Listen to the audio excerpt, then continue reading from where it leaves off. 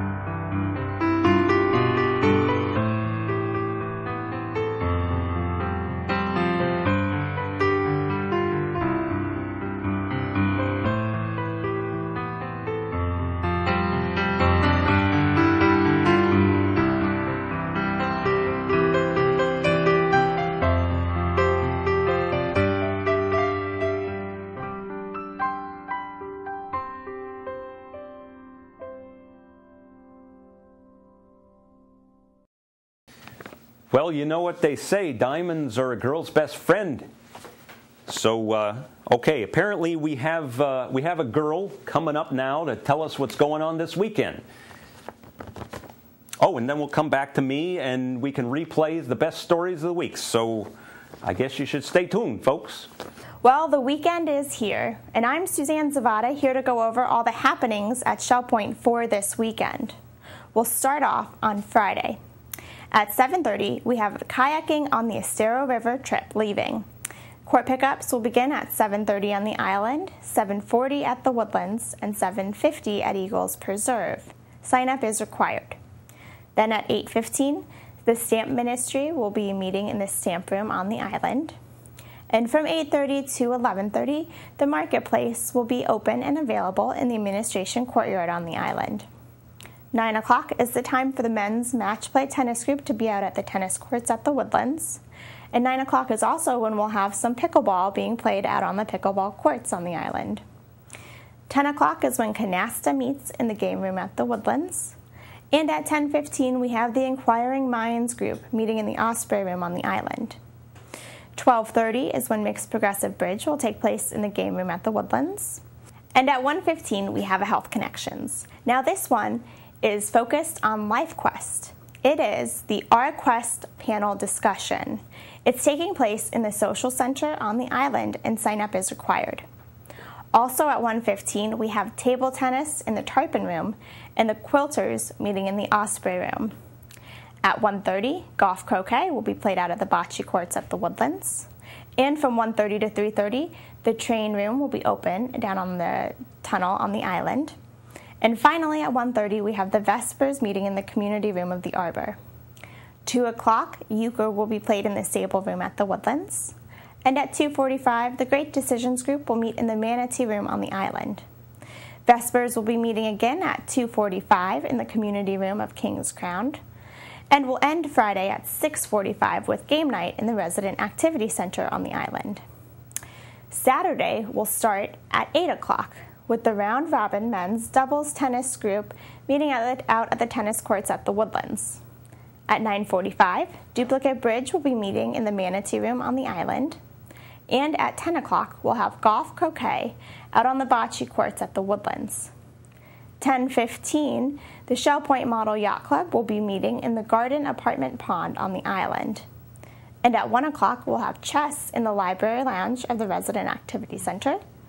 Then at 1:15, table tennis will be played in the Tarpon room on the island. And at 2:45, we'll have Introduction to Line Dancing in the Health Club on the island, followed by Basic Line Dancing at 3:15 at the Health Club. And at 6:30, we will have Duplicate Bridge in the Manatee room on the island. Now for Sunday. We'll start off at 9 o'clock, where we'll have Christian Life Studies in the game room at the Woodlands. And Christian Life Studies will also be meeting at 9:15 in the Village Church on the island. At 10:15, we'll have morning worship with Andy Hawkins in the Village Church, and it'll also be broadcast live on Shell Point TV Channel 12. At 2 o'clock, the Mixed Golf League will be out at the Shell Point Golf Club. And at 3:15, Ballroom Line Dancing for Beginners will be on the Health Club on the island. 6:15 is the time for the evening service with Andy Hawkins, and that'll be in the Village Church on the island. I hope you have a great weekend, and remember that next week we have the Variety Show. If you're participating in the Variety Show, we will be rehearsing on Monday, April 22nd, and if not, we will see the rest of you at the Variety Show on Tuesday, April 23rd at 7:15. Have a great weekend. Menus for your weekend. In the Crystal Room, the Crystal Platter on Friday is crab cakes with rice pilaf and mixed vegetables. The dinner special is a seafood buffet for $14.95, and the soup is Manhattan clam chowder. In the Island Cafe for lunch on Friday, enjoy a Sloppy Joe with fries for $6.95. The dinner special is Chef's Choice for $7.95. Dinner specials on the Palm Grill on Friday are calf liver for $14.95 or shrimp scampi for $14.95. On Saturday, the Crystal Room is closed. In the Island Cafe for lunch on Saturday, enjoy a Philly cheesesteak with chips for $6.95. The dinner special is pork pizziola with mashed potatoes and green beans for $7.95. Dinner specials on the Palm Grill on Saturday are prime rib for $18.95 or grilled mahi-mahi for $13.95. On Sunday, the Crystal Room features its Sunday brunch for $17.50. In the Island Cafe for lunch on Sunday, enjoy a bacon, egg, and cheese croissant with fresh fruit for $6.95. The dinner special is Chef's Choice for $7.95. And the Palm Grill is closed on Sundays. All menus are available 24 hours a day at www.shellpoint.net. Greetings and welcome to Village Church Connections. We are looking forward to the weekend, as we always do, and I'm here with Pastor Andy Hawkins, who's joining me. Thank you, Andy. It's great to be here. We look forward to Sunday, and this Sunday is no exception. I know that you have been working through the book of Ephesians now for quite a while. Yes. And we will be in chapter 2 in Ephesians. Tell us a little bit about the topic for this week. Well, this particular section of Ephesians is in chapter 2, and it really talks about the extraordinary work that God has done to bring both Jews and Gentiles together into one body that is devoted to Christ. We've been talking about this series as the real great society, and we recognized that because of the nature of the calling of the church and how valuable the church is in God's eyes. And we saw a lot of that in the first chapter. And then in the first part of chapter 2, we learned how people actually become a part of that real great society, the church, by their conversion, how they are taken from death into new life in Christ as individuals. But what God does is He doesn't leave us as individuals. He puts us in a body. He puts us in a group. And the astonishing thing, of course, in those days, the world was divided into two kinds of people. There were Jews and there were Gentiles, and heaven forbid that they ever mix with each other. And but that's what God has done in Christ, and He's made us a multicultural body. And I think that's an important dimension to recognize, and we find the basis and foundation for that in chapter 2, verses 11 to 22 in the book of Ephesians. And so this is the constitution of this society that crosses cultural lines that makes it really exciting to be the church. It's a wonderful story. It is, and it has application, I think, today because, the gospel is moving all across the globe, and the church is involved in communicating the gospel to every people, every nation, every tribe, every group of people that has some kind of a constituent sort of identity, and that's the nature of the church. It really is a melting pot of people from all of these different backgrounds, and we see the foundation for that in this chapter that we're going to be examining this week. That's great. And in light of that, it's very fitting to say that this Sunday we are taking in some new members. We are taking in new members. People that are saying, I would like to be a member of the church. Exactly. Tell me a little bit what it means to say, I want to join the Village Church. I want to be a member. Great question.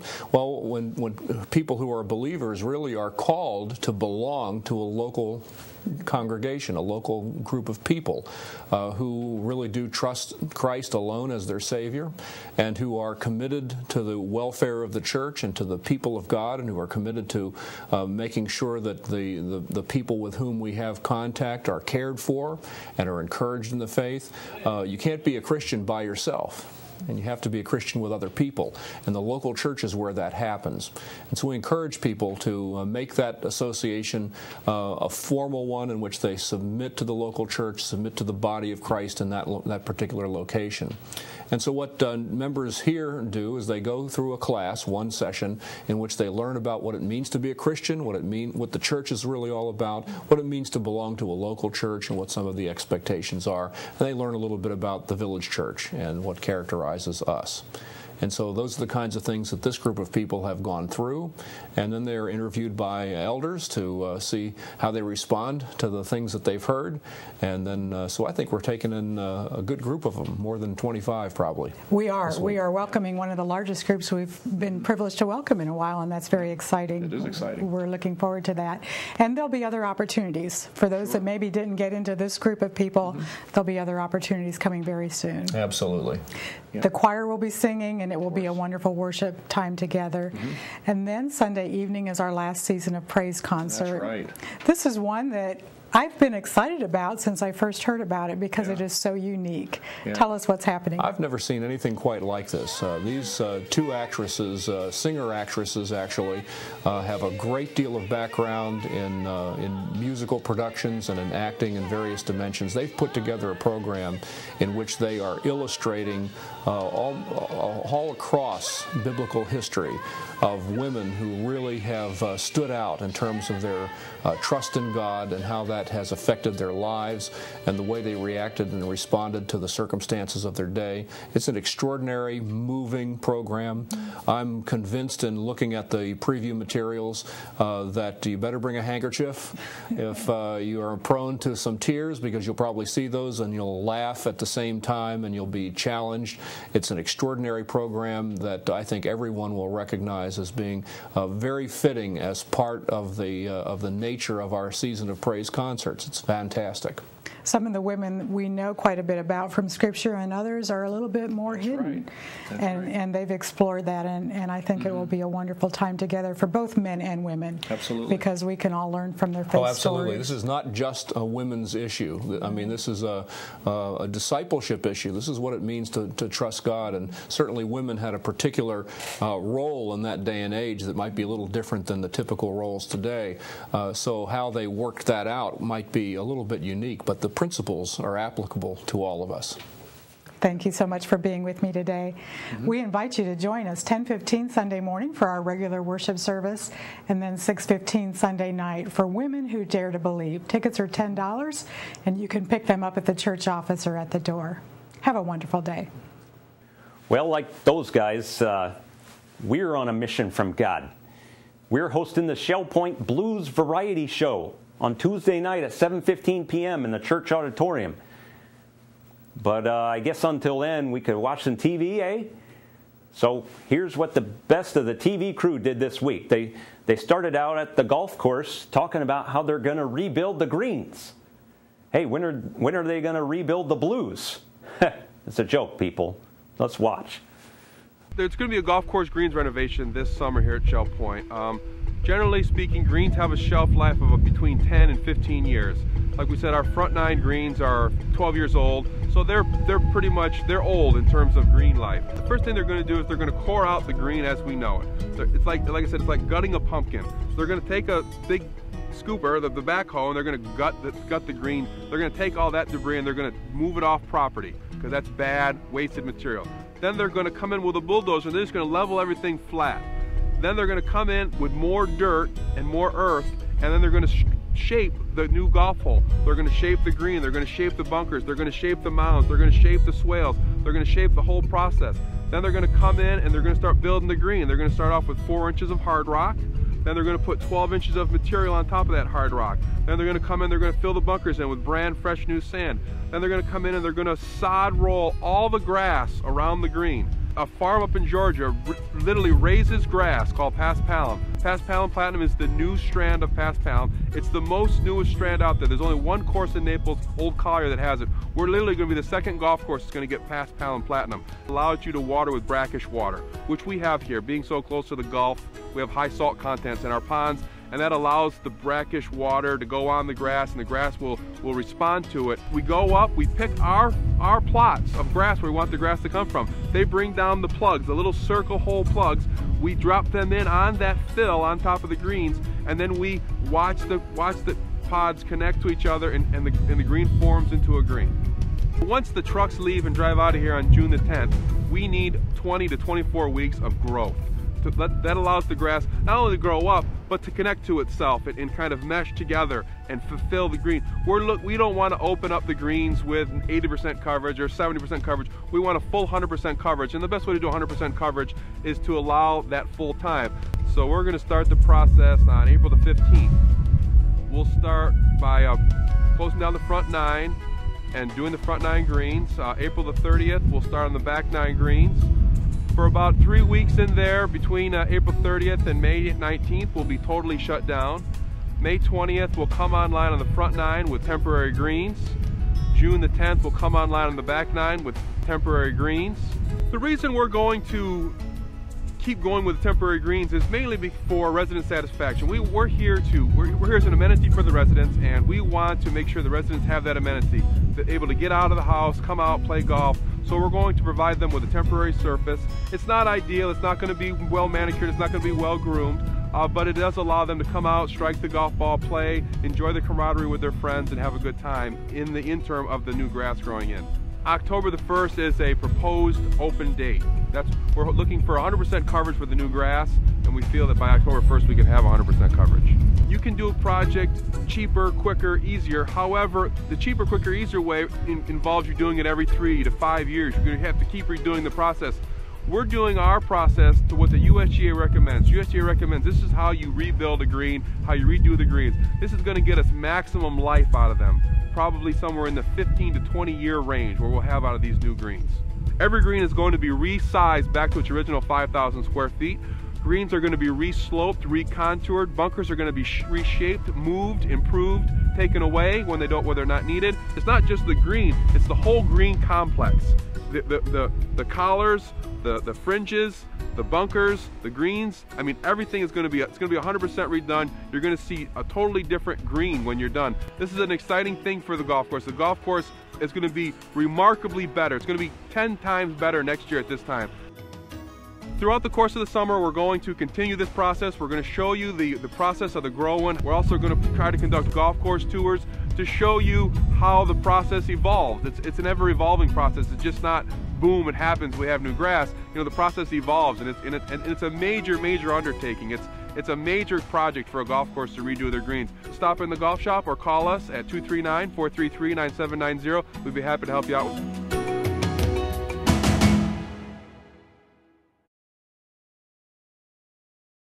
Hey, Shell Point is doing its part to help little kids by raising money for school supplies.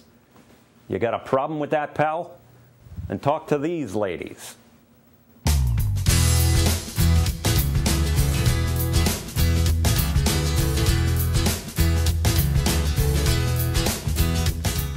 Hi Shell Point, you are tuned into the Volunteer Corner. I'm Melody Desolate, here today with two very special guests.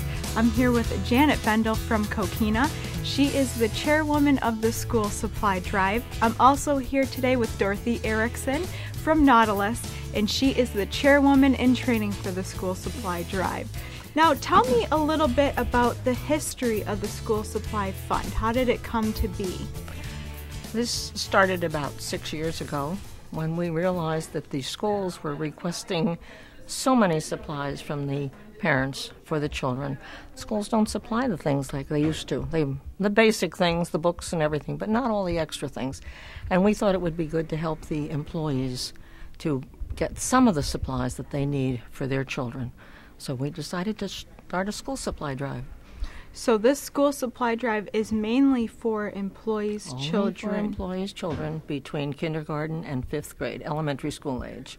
Now, Dorothy, what sorts of supplies are the residents providing the funds for? Well, the schools put out lists of required supplies, and they include such basic things as pencils, markers, scissors, paper, paste, glue. I looked at the supply list, and I was just amazed at what they expect every child to have. So if an employee has possibly 3 children, that can be quite a large amount of money to supply for all those children that they have. So that being said, when is the school supply drive starting? The drive starts on April 15th, runs until April 30th, and then we order the supplies and then bag them all in July when we give them out, just before school starts in August. That's great. So where do you actually use the funds to purchase these supplies from? We purchase all the supplies from Wallenbrock, which is the office supply company that supplies Shell Point. And they are very generous with us. We usually can purchase about double what we have money for. Wow, that is very fantastic. Generous. Mm-hmm. So those supplies include the markers, the crayons, the scissors, what Dorothy was all the saying. Things. Yes. Wow. Yeah. We find that it would run about $80, $70 to $80 for each child for the parent if they filled everything that the school requests. Wow. And a backpack. We don't give backpacks. So the fact that you're alleviating that cost for these families is so wonderful, so generous. Now, Dorothy, if residents choose to participate in helping with this fund drive, how can they contribute and where can they contribute? They can give either cash or by check, and they can put it in the box that will be at the Resident Activity Center or at the Commons in the Woodland. There will be a box there marked school supply.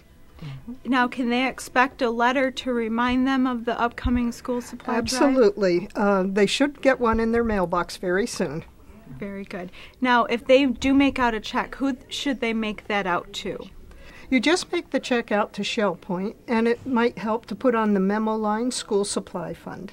Now, is this tax deductible? Absolutely, and every contribution will be acknowledged with a thank you and a statement that it's tax deductible. How great. So, Janet, how do we determine which employees need this school supply drive and the funding for it?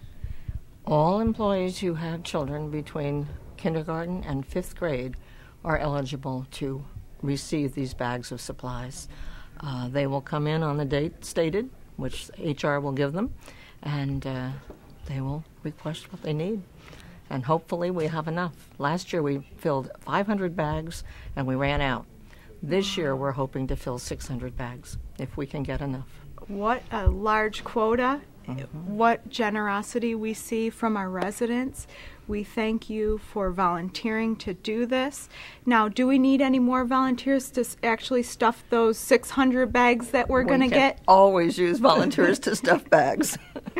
Now, for those of you who are interested in stuffing those bags with markers, erasers, scissors, pads of paper and things, you can contact Janet Bendel at 454-5953.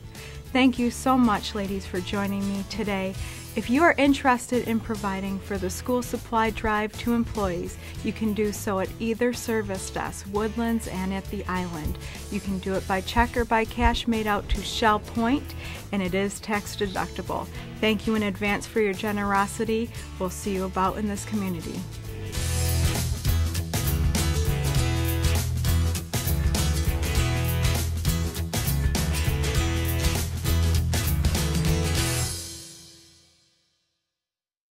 Do you like swimming?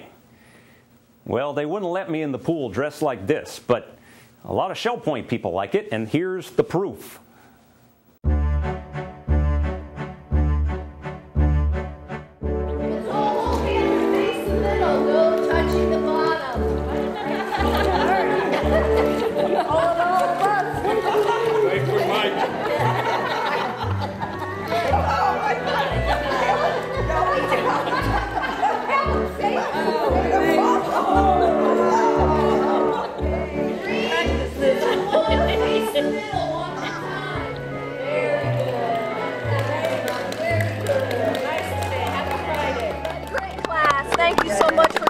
And all this week. I'm so excited for the new pool, aren't we, Mary? We are. The new aquatic center will be breaking ground in several months. Are you all excited about the new? Yes. Right. What are you excited about, Sylvia? I'm excited that we'll have more space for all of us. Right. You know, we sometimes cram in 21 here. Yes. It's a little crowded in here. It gets a little crowded. And we have, you can see we have a wonderful class. We're all friends. Poor Melanie, sometimes she tries to teach us and we're yakking away, but she keeps on, right? Right. But we do what she tells us. Well, and I understand that because I just had the opportunity to take this class with you. And yes, I can feel my muscles, my core muscles and my thigh muscles, but you know what else? I feel my smile muscles a lot. I really do. What about, are you all excited to be able to have shade opportunities to cut the sun out a little bit? In the hot summer, it will be important to have that shade. You'll still have the breeze coming through a little bit, but you have that shade. We'll probably be able to enjoy it more. Right. The pools more with more shade. I think that'll be great. Also, I think it's great for the community because I think more people will be able to meet more people because I think it'll be more of a thing where instead of having separate pools, we'll be able to use one area, which I think will be great fun, especially for guests too. Right. And another great opportunity is the entryway, having that ramp down into the therapy pool. It will still be a round pool with the ballet bars just like here, just bigger, plus the ramp entry. What does that mean to all of you, maybe on an early morning, getting into the pool? There have been others who have had to stop coming because they could no longer go up and down the steps. So right. And who knows, maybe someday I'll have a problem. Right. So you'll be able to take the class a little bit longer. Right. Right. I know I talked to a lady who used to come to class several years ago, and she's now in a wheelchair, and she said, I wish I could still go to class. And I told her about it, and she is counting down to the days because she wants to rejoin this class. She wants to be in with all of you. So you were in the pool every single day. Every day for 30 minutes. Mike, what do you like about this class? What makes you want to get up and come even on a chilly day? I like the exercise with the resistance of the water. Right. You don't feel like you're doing a whole lot, but when you get through with your exercise, you really know it. Right. And that's what I like about it. You feel a little bit more flexible when you get out? Yes. Yes. Yeah. I am in a walker, and it makes me more flexible. Right. I would stiffen up, I'm sure, because I don't think I'd get in the exercise room. Right. I've had too many operations. Right. So. And when you're in the pool, you are doing things and moving your body that you could never dream of on land. Correct? Right. Because I can't do it in an exercise room. I just am unable to do it. And this makes it wonderful. I really like it. And I love the camaraderie, too, because we just all have fun every day. I think you all can agree on that. And you're getting your heart rates up for 30 minutes. This is good cardiovascular exercise. Yes. And my heart doctor said this is something I should do as often as I can. Right. And I try to be here every day when I don't have another schedule. That's wonderful. We're looking for even more opportunities to be had at the new Aquatic Center. And if you're interested in being part of the new Aquatic Center and donating, you can call me, Dawn Boren, or Tim Stephenson, and we'd all love to have a conversation with you. I'm Mary Franklin with the wonderful aquatic class here at the Health Club Pool. Have a great and happy day.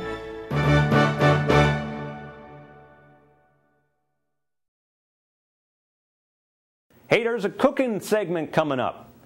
I do like a little bit of soul food every now and then. Let's see what these ladies have cooked up. Hello, I'm Ruth Duber, and this is What's Cooking at Shell Point. And I have a guest today, Eleanor Perkins. She's been on the show before, and I just love when I can have her back. But there's a big surprise this time. There's no butter in what she's cooking. Right. And that's very unusual because she's my butter lady. That's right. That's right. So she's going to make something special for you today. Sour cream, creamed cornbread. This is a sour cream creamed cornbread. The cornmeal that you use needs to be cornmeal, not cornmeal mix. Cornmeal mix has flour in it, so you want just plain cornmeal. And that's white. There is a yellow cornmeal. It doesn't really matter. Whichever you can get, it doesn't matter, white or yellow. Okay. All right. And if you find plain cornmeal, then you have to add the baking powder and the salt to it. I use self-rising cornmeal, so mine already has the baking powder and the salt in it. So we will not be adding these two ingredients today, but the recipe tells you plain cornmeal what to add, and then if you use the self-rising, then you just do not put that in. So the first thing I do is mix my wet ingredients together, which are 2 eggs beaten up. Put those in the bowl.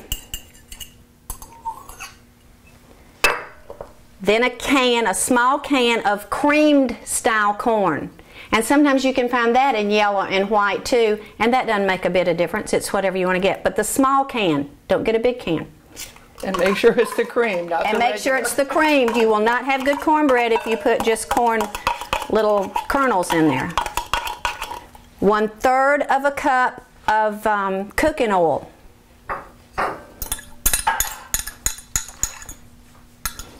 And that goes in there. And I just mix that up real good. And you've got the oven on to 400. Cut your oven on to 400. Be sure the oven is at 400 before you start mixing it up, because as soon as you add your cornmeal to your wet ingredients, of course, it activates the leavening. 1 cup, which is one of those small little cartons, Miss Ruth put it in this container, 1 cup of sour cream, and I'm going to have to get the little spatula to get all that wonderful sour cream out and mix it in there. If you mix your wet ingredients first, your moist ingredients, and have them all mixed, then it just does better than to put your dry in last. Kind of like when you're making a cake, it's not a whole lot different. Just get that mixed up good. Okay, 1 cup of cornmeal. Like I said, mine is the self-rising. Depends on where you shop. Sometimes it's easy to find the self-rises and sometimes it's not. But be sure that it is cornmeal only, because it will make a difference. You will not have the same product if you get the mix that has the flour in it. Okay. Just mix it up where all of that cornmeal is all incorporated in and there are no little dry lumps in there. Then spread it out in your pan.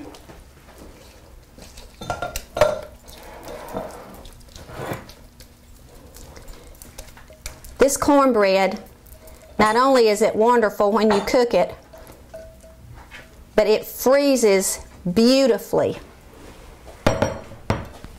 I usually make it and we eat it all because I usually make it when we have company or something. But if I do it just for us, I put like 4 little pieces in a bag and I freeze them, and they're just wonderful when you get them out and reheat them. So it's not too much for one person just to make the whole recipe. Mm-hmm. You bake it at 400 degrees, 25 minutes until it's, you know, brown and done. My oven takes 25. This is what it looks like when it comes out, and the thickness of it. This size pan is just right for the right size thickness. And then you just cut. I cut it in not too big a slices. We'll cut these. You can cut them in smaller pieces. You can do whatever you want to do. And it's good. You do not have to butter this. I mean, of course, butter does make everything better, but you don't have to butter it. It is such a moist, delightful cornbread just all by itself. Okay, I'll take your word for it. You try it and see. Alrighty. Here we go. I like it cold. I love what I call breakfast cornbread, leftover cornbread with a cup of hot tea in the morning for breakfast, which is probably strange to most people. You can see a little bit of the corn in there. Yeah.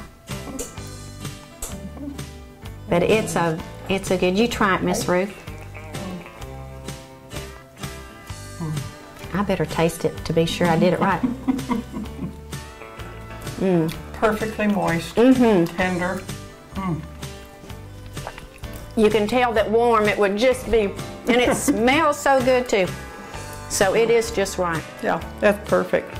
Thank you so much, Eleanor. You're welcome. Thank you for having me. Well, I always love having you. Thank you, Eleanor. We'll put the recipe up on the website.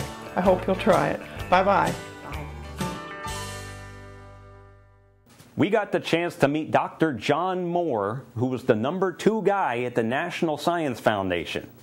Impressive. Tell me more. I was born in North Dakota, in Grand Forks, North Dakota, and lived there until I was about 3, and then we moved to Montana, then to Denver, and then to Grand Rapids, Michigan, where I finished high school, and went from there to the University of Michigan for my my undergraduate degree in chemical engineering and an MBA. And then I went out to work and went to work for Procter & Gamble in Cincinnati, where after about almost 4 years, I met my wife a little over 50 years ago. And then the itch hit me to go back to school. So I went to the University of Virginia and did a PhD in economics there. And then stayed at the University of Virginia on the faculty for 11 years. And then started my wandering around the country. I was associate director of something called the Law and Economics Center at the University of Miami. And the center then moved to Emory University and moved out west to Stanford University in Palo Alto, where I was associate director of the Hoover Institution, 1982, at the height of the Cold War. And we got involved with some exchange operation that was going to the Soviet Union. That was the days when the hotels had floor ladies in them that would keep your key, but were also keeping a watch on you. It was a very different place. So they took us there for some reason to see this dam, so-called Bratsk Dam, that is well known, built with slave labor.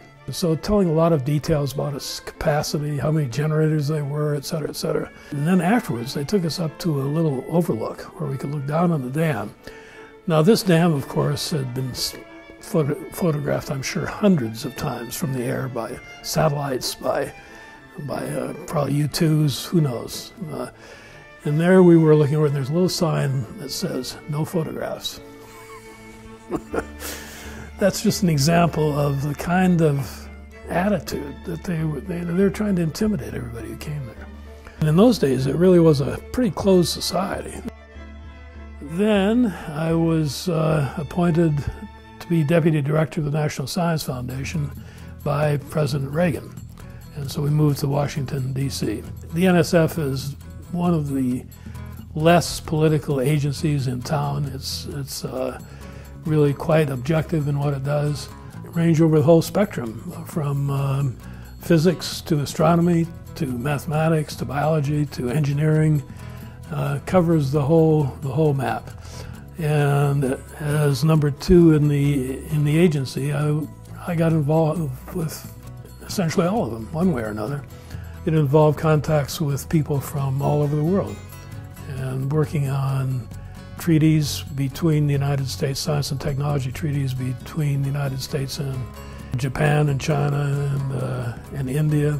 I must say among the highlights of our time there were the senior executive meetings the president would have from time to time, where all of the political appointees were invited, and we could go to these meetings and listen to him talk and tell jokes. Those were real highlights. Sue got to go to some of those too.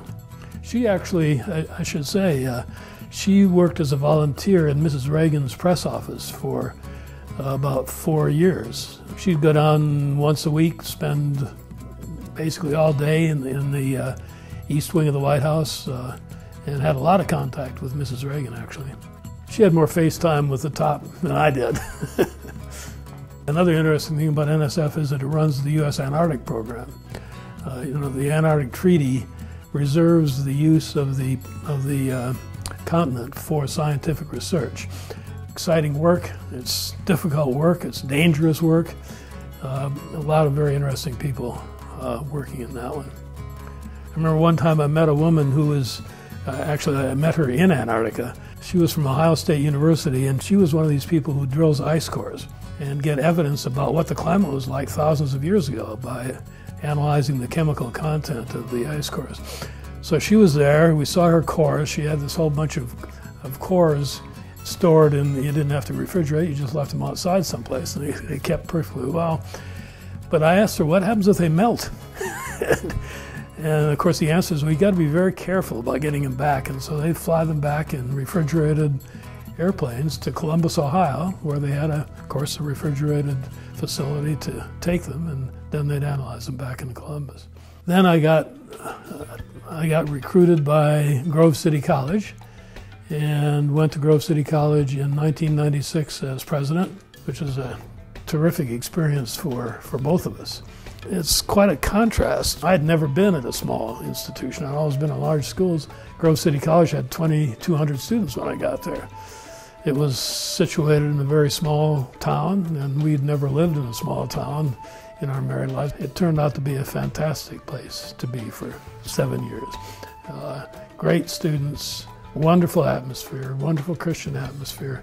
The curriculum was rigorous. Stayed there for 7 years, retired in 2003. Because we moved around so much when I was a kid, I thought that was the way you lived. You just moved around. And I always did want to travel. And Sue always had a strong yen for travel, so we really meshed on that as on many other things. And so we've done a lot of traveling. The most interesting one was the one that she and I made to Antarctica and to the southern polar regions. That was a great trip and quite an adventure. Another one was a birding trip we made up the Tambopata River in Peru, which is a tributary to the Amazon. And we were in a motorized canoe going up this river for, at one point we spent all day, 8 hours, sitting in this little canoe riding up that river. And I tell you, there's very little civilization around there. If you look down here, you'll see some photo albums. We do take a lot of pictures when we're out on the road.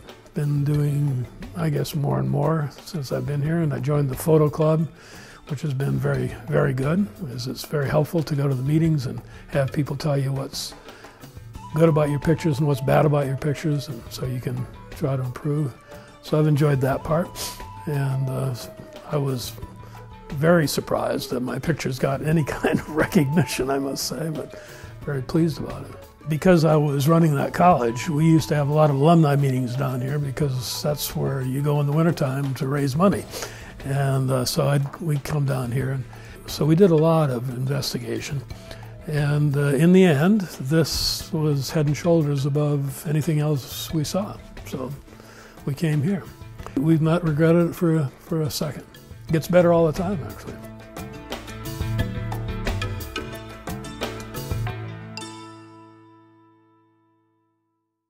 Well, there's a lot going on this summer, especially in that auxiliary over there, and these ladies want to tell us all about it.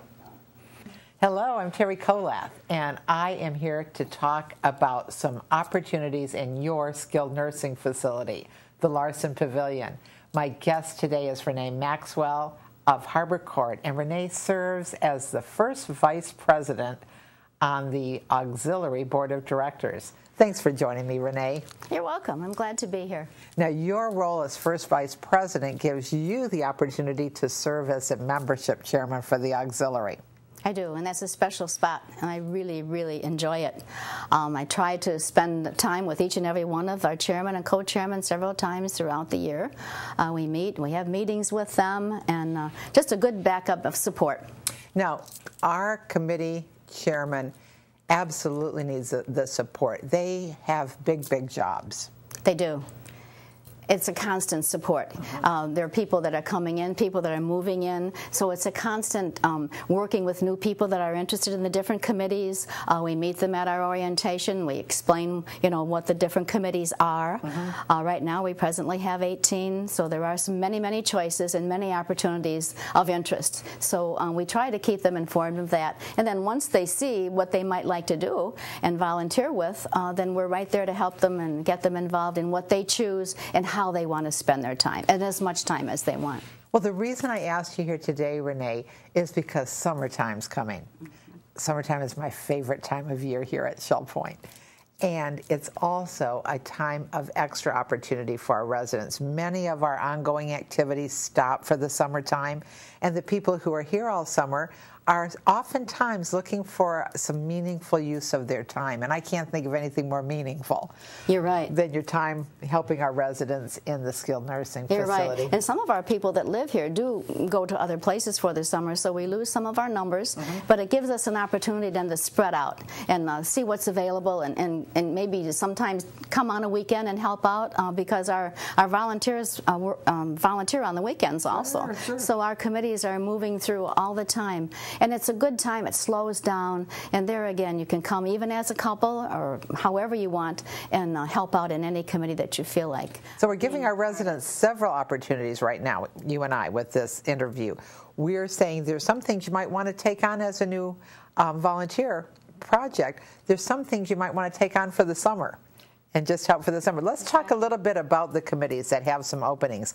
I know, for instance, that we have a salon in the pavilion, and we're looking for people to put on our activities committee who would be stationed right in the salon and greet people as they come in, maybe push them back and forth to their rooms. What other openings do we have?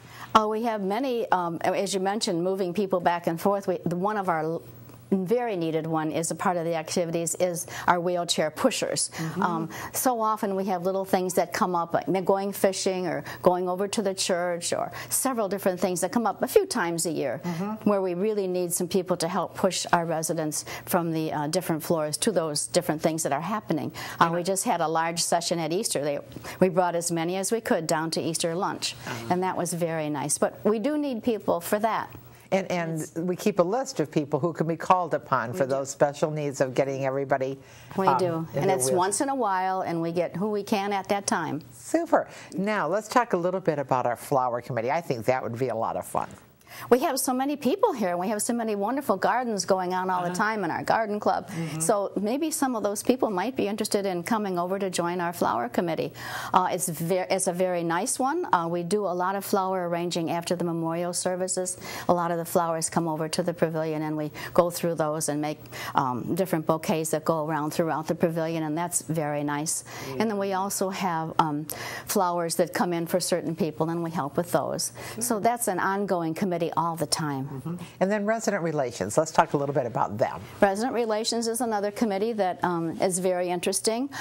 We have, as soon as new people come into the pavilion, usually, on all the floors, but a lot of times coming into the first floor, they take the time, they have a regular sheet that they use, and they have an interview with each new person that comes in. This interview just kind of lets the person that's doing the interviewing, which would be this person that's on the resident committee, just jot that down on this form so that form can go then to the staff. And then they use that all along. I was just talking to several of them at a meeting the other day, and that follows that resident or that person that's there for that amount of time. And sometimes it's a person that's just coming to the first floor from even outside of Shell Point for rehab. It's kind of a get-to-know-you survey. It's a get-to-know-you, and it gives them information of several things that I didn't even think of, information of things that, and even now they're looking at, what are some of the games you like to play, or what are some of the things you like to do on Sunday when it's kind of quiet and you might not have rehab.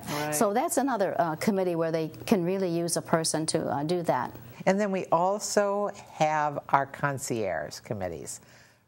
First floor rehab and the memory care unit, and we're starting a third floor committee now. So concierge do a variety of things. They do. It's a wonderful committee, and they're always looking for people to come and join them.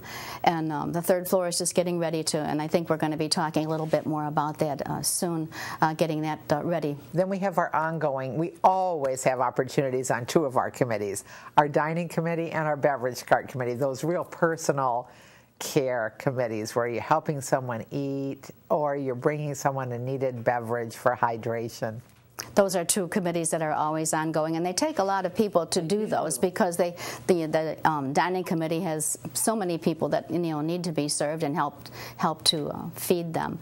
And then on the beverage cart, sometimes a lot of the couples like to do that because they can go together as a couple, and it's an open time. It's, there's a big space in the morning, there's a space in the afternoon where they can drop in and do that just so that people can have that extra hydration. Well, Renee, on behalf of so many, this entire community, because our Larson Pavilion is a skilled nursing facility for all of us, we thank you and the board of directors that you represent, and we thank you for your special work with our chairman and finding out about all these opportunities and sharing them with us today. You're welcome. It's my privilege to be here. And I hope that you will listen to what Renee and I have told you. Consider what you're going to do with your summertime. If you have a little extra time, you might want to spend with our friends and neighbors who live in our skilled nursing facility. We have all sorts of opportunities, all sorts of days and times, and we would love to have you join us. Come and join us. Please look at the back page of the weekly reminder where we've listed all of these things, and you can take some time to really look at them. Well, folks, that's about it. I got to get going so my brother and I can plan the Shell Point Blues Variety Show, happening Tuesday at 7:15 p.m. in the church auditorium. And hey, you're all invited. But let's just keep today just between you and me, all right? All right. I'm going to go see Elwood. We'll see you Tuesday. All right.